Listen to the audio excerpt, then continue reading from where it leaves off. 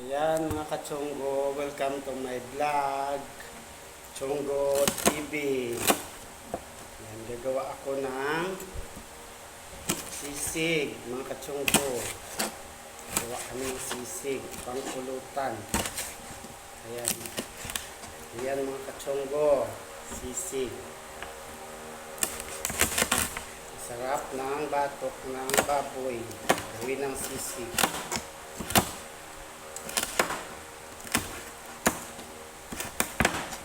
Tumutunog po sa crunchy talaga mga kachonggo. Yan yung sisig. Crunchy, very crunchy. Sobrang init. Sobrang init mga kachonggo. Pinapawisan ako. Sarap.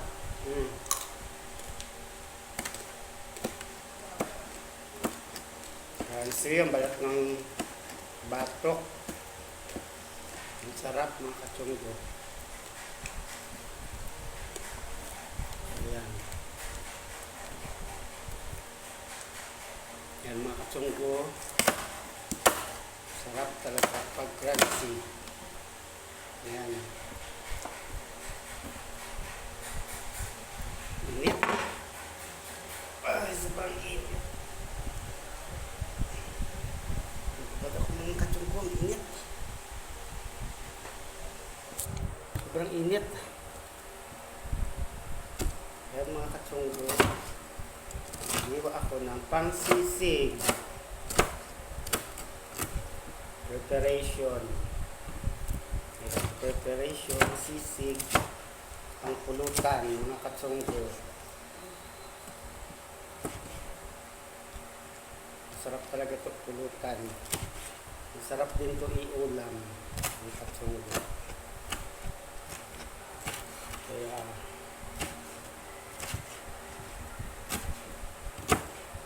madali na naman ito gagawin. Pakuluan mo lang, palambutin mo lang yung baboy, yung batok. Tapos pag napalambot na, prito mo. Pag prito, ito, hiwain mo ng square na maliliit.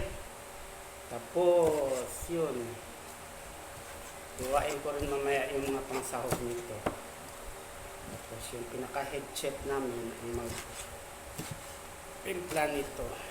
Madali lang naman timplahin. Siya magtimpla mamaya. Kaya mga kachonggo, ayun.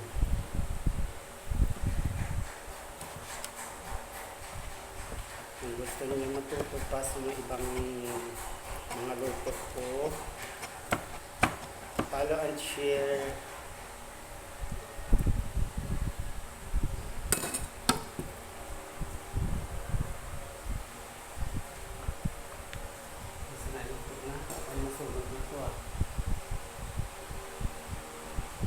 Ayun, mga kachonggo.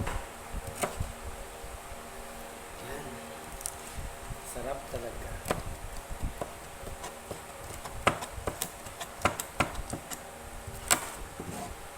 Yan. Dami.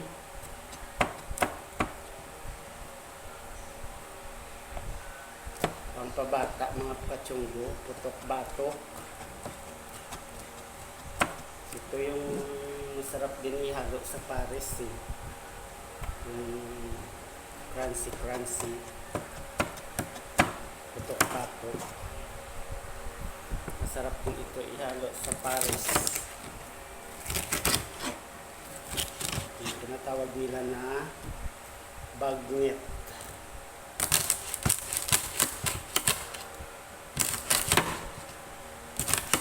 Bagnet pares. Yun ang tinatawag nila na bagnet pares. Ito yung sahog niya. Yung crunchy na putok batok. Yung ginagawang sisig. Talaga ito mga kachonggo.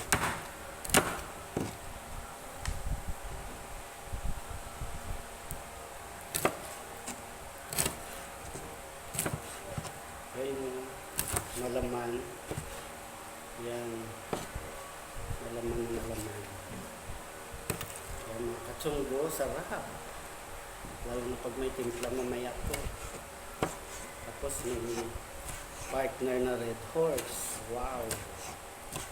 Sarap talaga. Kahit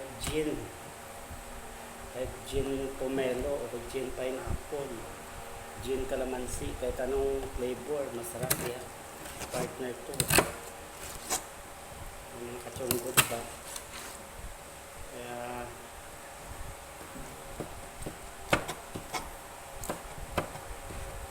yan, ganito ang process ng paggawa ng sisig. Square mo siya ng maliliit. Tapos mamaya yung mga sahog, hiwain ko na rin. So, diba? So, mga katsunggo,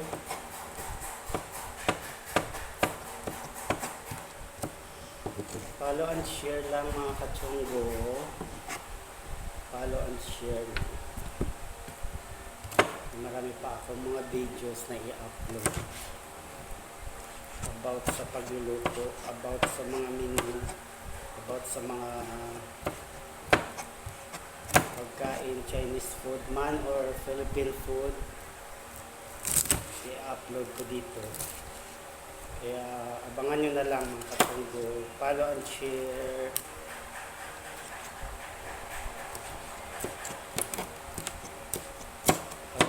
Bilisan ko na lang hiwa yung baboy para mahiwa ko na rin yung mga sahog. Ito, yung sahog niya, ang sisig, yung sibuyas sa siling green.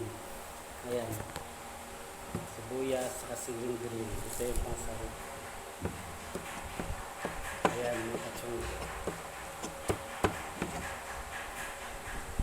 Kaya marami pa akong mga videos i-upload.